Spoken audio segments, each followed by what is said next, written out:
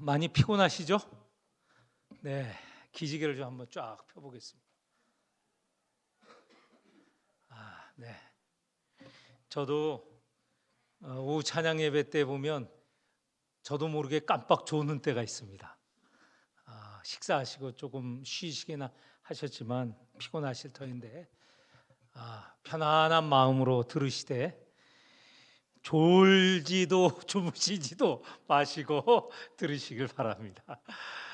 네, 오늘은 이스라엘의 왕도, 왕의 길이라는 제목으로 말씀을 전할 터인데 말씀 그대로 보면 이렇습니다. 지금 신명기 말씀이 주어지고 있죠. 아직 이스라엘 백성은 이스라엘로 들어가지 않았습니다. 그러니까 다시 말해서 가나안 땅에 들어가지 않았다는 것이죠. 가나안 땅 들어가기 전에 이 말씀을 받고 이제 가나안 땅으로 들어가게 됩니다. 가나안 땅에 정착을 하게 되면 이제 주변 나라들과 비교하면서 또 상대방을 보면서 배우고 또 우리가 가진 것을 가르치고 서로 영향을 주고받으면서 지날 터인데 다른 나라와 이스라엘 간의 가장 다른 것 중에 하나는 이스라엘은 왕이 없다는 겁니다. 애굽에서 나와서 가나안에 들어가고 가나안에서도 한 400여 년 사사 시대 때는 왕이 없었죠. 오랜 세월 왕이 없이 지내는데 문제는 서로 영향을 받으면서 이 다른 나라에 있는 것이 우리에게 없는데 그건 왕이라는 것이죠. 왕이 없기 때문에 우리가 약해지고 있다. 강성해질 수 없다. 근데 실질적으로 그래요. 사사 시대 보면 왕이 없고 사사가 지도하고 인도하던 시기에 보면 계속 주변에 침공을 받습니다. 침공을 받으며 하나님께서 사사를 세우고 그를 중심으로 또 막아내고 그러면서 또 사사가 이제 사라지지 않습니까? 그러면 또 다시 약해지는 모습. 그게 이스라엘의 모습이었습니다.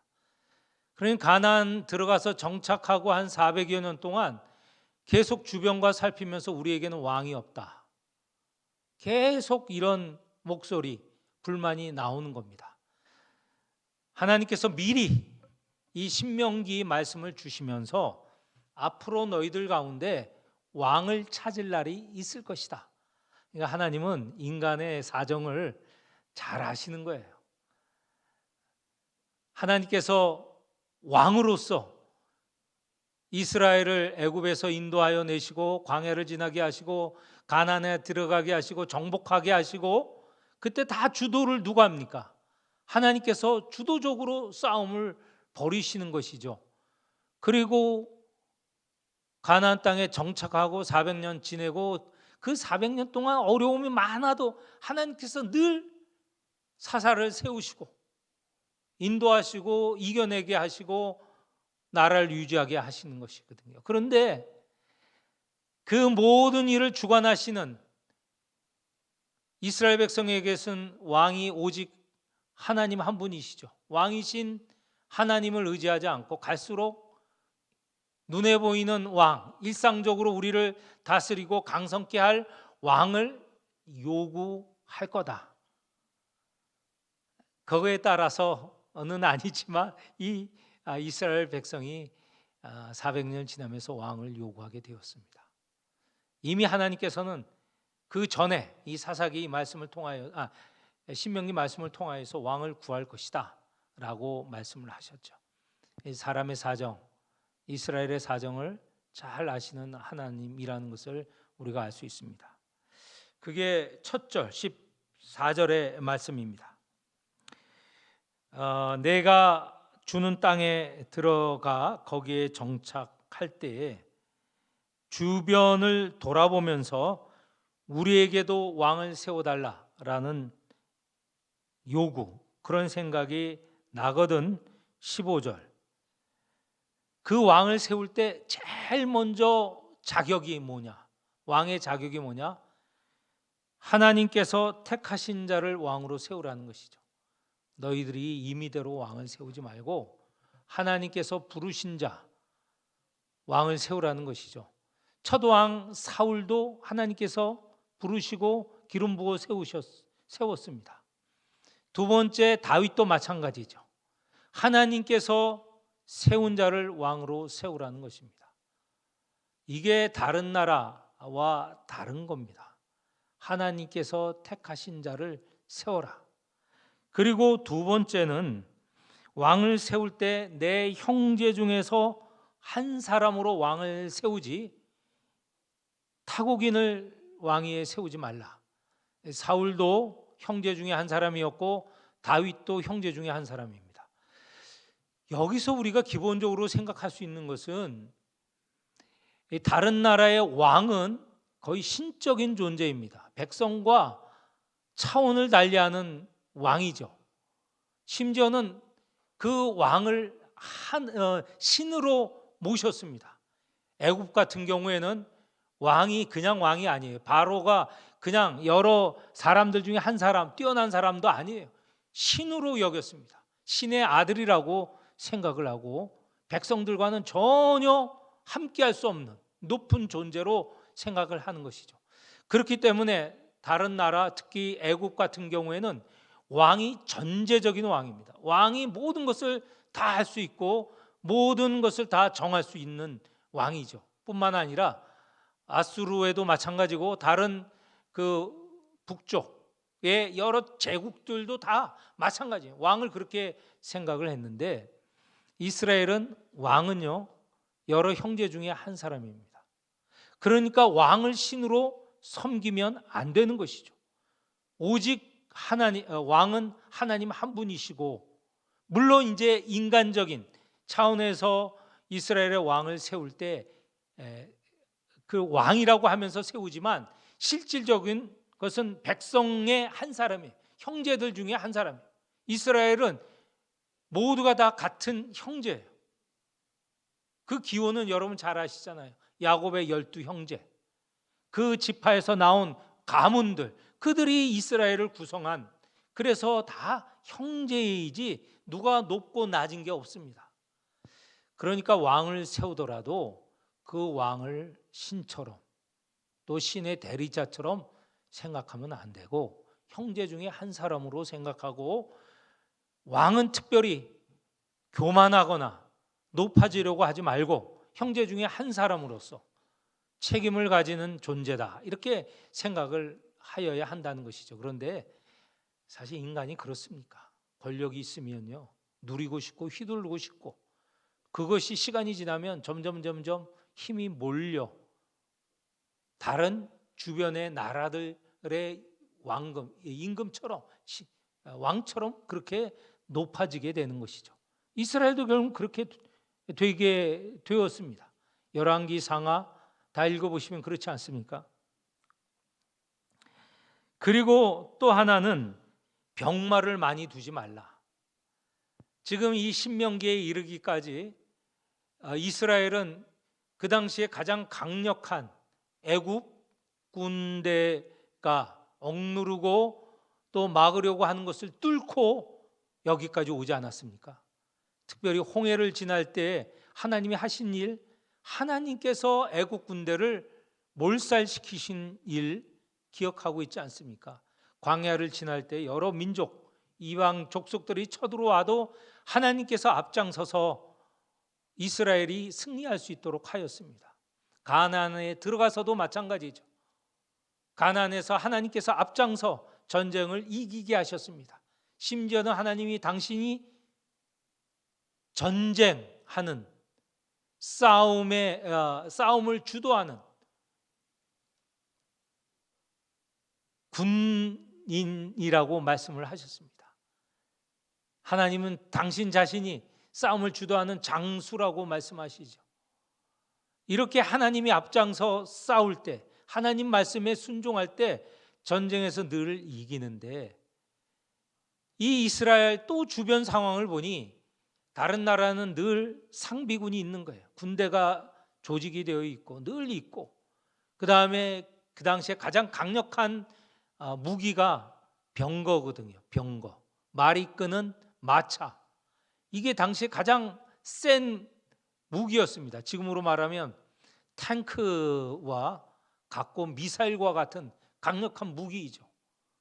그래서 군비 경쟁을 합니다. 그런데 하나님께서는 그 무기가 많은 것이 중요한 게 아니고 나를 의지하고 나의 뒤를 쫓는 게 전쟁에 승리하는 길이다. 여러 차례 시연을 하셨습니다. 그래서 오늘 여기에 말씀도 16절에 병마를 많이 두지 말라. 병마를 당시에 가장 많이 소유하고 있고 보유하고 있고 그 병마를 개선하는 그 무기를 강력하게 만드는 데는 어디냐면 애굽이었습니다. 애굽의 군대 병마가 가장 강력했습니다. 그래서 나라들마다 애굽에서 이 무기를 배우는 그런 배우려고 애굽에 이렇게 가거든요. 가서 그걸 사기도 하고 배우기도 하고 어떻게 만드는지 배우기도 하고 하였는데 하나님께서 이스라엘 백성에게 말씀하시는 거예요. 그렇게 하지 말라. 애굽에 가서 병거를 사오고 배우려고 하지 말라. 너희들이 그렇게 하다 보면 힘은 병거에 있다, 무기에 있다 이렇게 오해하고 착각할 수 있다라는 것입니다. 세상이 그렇게 가고 있죠. 여러분 요즘 우크라이나와 러시아가 싸우고 있지 않습니까? 우크라이나와 러시아가 싸울 때 그냥 며칠 만에 전쟁이 끝날 줄 알았어요. 러시아 무기에 비해서 우크라이나 무슨 무기가 있습니까? 싸움이 되지도 않을 거라 생각하고 며칠 만에 무너질 거라고 생각하는데 지금 2년이 넘게 되었습니다. 무기가 강력하다고 승리하는 거 아니에요. 아프가니스탄 여러분 잘 아시죠? 아프가니스탄은 거의 지금 우리로 말하면 원시 시대 같은 나라이지 않습니까? 그런데 이 아프가니스탄은 러시아도 몰아냈고 미국도 몰아냈어요. 무기 때문에 승리하는 건 아닙니다. 무기가 있으면 물론 전쟁을 잘할 수 있지만 무기 자체가 승리를 이끌지 않아요. 베트남전 여러분 잘 아시잖아요. 베트남이 프랑스 식민지였습니다. 근데 베트남이 프랑스 군대를 몰아냈어요. 그 당시에 가장 강력한 미국, 지금도 미국이지만 60년대 베트남 전쟁 미군하고 베트남 싸웠죠. 그 싸움 전쟁할 때 오래 가지 않을 거라고 생각했어요. 그런데 결국은 미국이 손 털고 나왔습니다. 패배하고 나왔어요. 그리고 70년 후반에 중국이 베트남하고 싸웠는데 그것도 며칠 만에 중국이 승리할 거라고 생각했는데 오히려 중국이 패배하고 나왔어요. 무기가 강력하다고 승리하는 것은 결코 아닙니다. 더욱이나 과거에 하나님을 믿는 이스라엘, 그 무기로 인하여 이스라엘이 망하고 승리한다는 게 아닙니다. 하나님을 믿는 신앙이 중요하죠.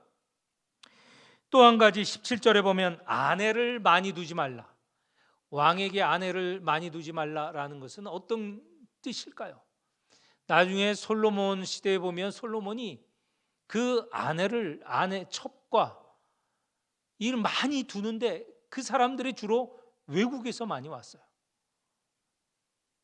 처음에 결혼할 때 저 애굽에서도 오고 또 이스라엘 주변의 나라들에서도 오고 그렇게 아내와 여자를 첩을 많이 두었습니다. 나라가 혼돈에 빠졌어요. 혼란에 빠졌어요. 하나님만의 신앙인데 여러분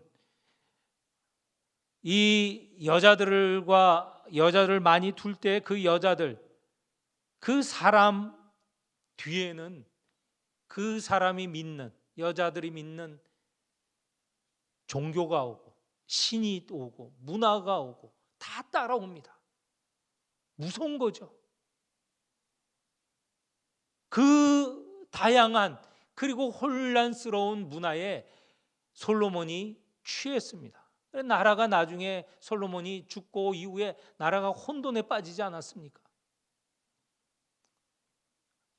이 아내를 많이 두라는 것은 다른 게 아니고 그 뒤에 아내들과 함께 있는 그들이 믿는 신앙, 종교, 문화 이런 것들이 따라오기 때문에 하나의 신앙, 하나의 종교가 무너지게 되는 것이죠. 그리고 자기를 위하여 은금을 많이 쌓아두지 말라. 권력이 있으면 또 따라오는 게 재산을 불리는 것이죠. 왕들이 하는 것이고 힘 있는 사람들이 하는 일 아닙니까? 재산을 불리는 일. 이렇게 앞에서 보면 왕이 될 사람, 정리해 보면 하나님께서 택하신 자 너희들 형제 가운데 한 사람을 뽑고, 그리고 이런저런 것은 하지 말라라고 하는 것은 병마를 많이 두지 말고 아내를 많이 두지 말고 은금을 많이 쌓아두지 말라라는 것입니다. 그러면 왕으로 세워진 사람은 어떻게 처신을 해야 되느냐? 18절에서 20절까지 나오는데 왕에게 주는 교훈입니다. 단적으로 말하면 하나님 말씀을 듣고 그 말씀대로 살아가라라는 것입니다. 이거는 동서고금에 다 주어진 말씀인데 제가 한 가지 예만 들어보겠습니다. 여러분 퇴계 이황 선생 잘 아시죠? 조선의 가장 위대한 유학자, 성리학자입니다. 아니 동양에서 가장 아마 계통으로 따지면 공자 선생이 있고 맹자가 있고 그 다음에 주자라고 하는 주의가 있고 그 다음에 퇴계 이황 선생으로 이어집니다. 그건 우리 한국인이라 자랑하는 게 아니고 중국도 그렇고 특별히 일본은 그렇게 여깁니다. 일본 자기의 유학은 최근의 근원은 이황 선생에게 연결하여 따르고 있습니다. 이황 선생이 68세 거의 이제 얼마 남지 않는 생애 가운데 그 당시에 선조 아시죠? 임진왜란 그 선조 왕 때 일어나지 않았습니까? 선조가 17세로 왕위에 오릅니다. 아주 어린 나이로 왕위에 오르죠. 이 왕이 어떻게 하면 성군이 될 수 있을까? 고민이 많은 거예요. 어린 나이로 왕위에 올랐기 때문에. 그래서 고민을 하다 상소인데 자그마한 책을 하나 짓습니다. 제가 간혹 여러분에게 말씀드린 성학십도 첫 번째, 이 옆에 있는 게 성학십도입니다. 성학, 이게 성인이 되는 학문임이에요. 성인이 되는 학문이고 십도, 성인이 되는 학문을 10가지 그림을 그려서 설명을 풀이를 하여서 선조를 가르치려고 하는 것입니다. 다음 사진, 이게 성학십도의 제1도 10가지 그림인데 첫 번째 도입니다. 제1 태극도.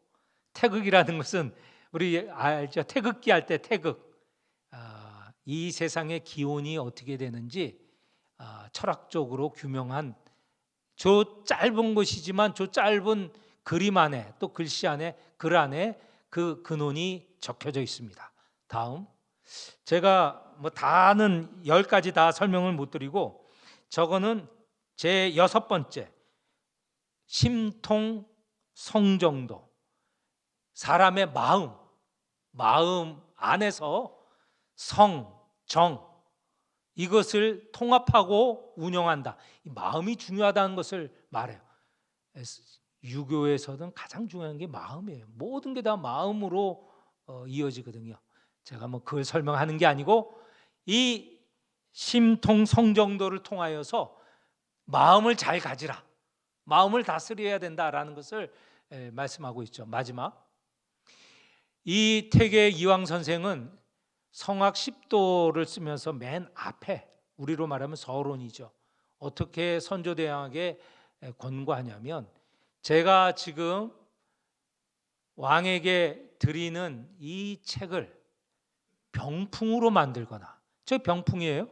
아니면 자그마한 책자, 손바닥에 넣을 수 있는 책자를 만들어서 시간이 날 때마다 보고 읽고 듣고 그것으로 교훈을 삼는다면 선조 왕께서는 성인이 되셔서 나라를 잘 다스리고 백성들을 위할 수 있습니다. 이렇게 하였어요. 근데 실질적으로 선조는 이황 선생 말을 안 들었어요. 안 듣고, 그렇지만 저게 워낙 뛰어난 교훈을 주는 책이기 때문에 다른 사람들이 저렇게 병풍을 만들고 소책자를 만들어서 옆에 두고 읽고 외우고 또 강론하고 하였던 것입니다. 조선 성리학의 가장 위대한 작품 중에 하나가 성악 십도입니다. 제가 왜 이렇게 길게 설명했느냐? 됐습니다. 예. 오늘 신명기 17장에서 모세를 통하여 하나님께 주시는 말씀은 뭐냐? 왕은 어떻게 하였느냐? 군대를 키우고 병사를 많이 늘리고 재물을 쌓아놓고 성을 높이 하여서 나라가 부강하게 되는 게 아니다라는 거예요. 어떻게 해야 되느냐? 18절에 보면 율법, 지금 하나님께서 주시는 이 율법서, 그것을 복사하여서 왕의 옆에 두고 그걸 매번 읽으라는 거예요. 18절, 왕위에 오르거든 이 율법서의 등사본을 레위 사람 제사장 앞에 책에 기록하고, 이 복잡한데 간단하게 말하면 율법서를 그때는 책이 없었잖아요. 두루마리에다가 써서 복사하는 거죠. 그 원래 율법서가 주어지고 그걸 써서, 그걸 누구 앞에서 쓰냐면 제사장 앞에 쓰고. 그러니까 제사장이 아무렇게나 복사하면 안 되잖아요. 정확하게 복사를 해야 돼.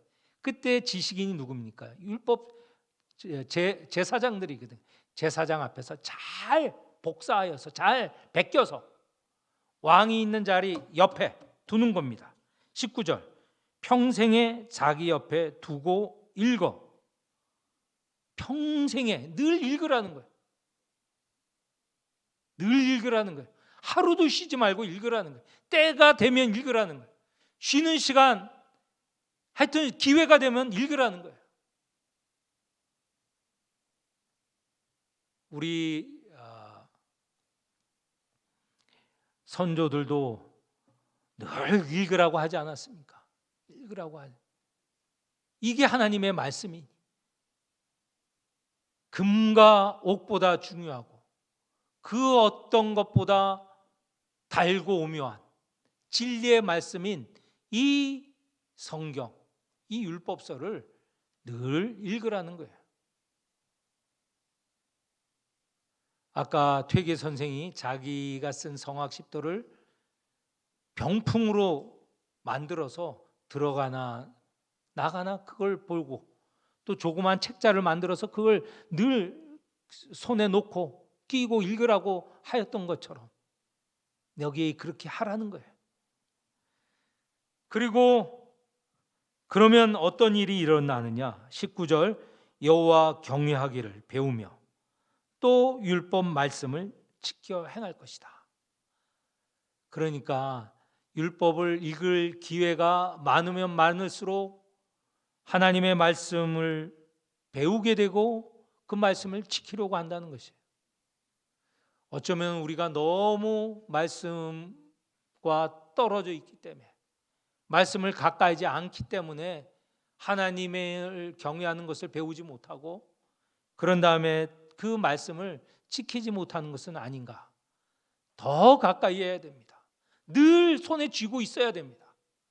여러분이 일하시는 일터에 성경을 두고 또 다니시는 차에 성경을 두고 시간 내서 읽고 그 말씀대로 따르고자 그렇게 결단하고 결심하는 그런 기회가 되시기를 축원합니다.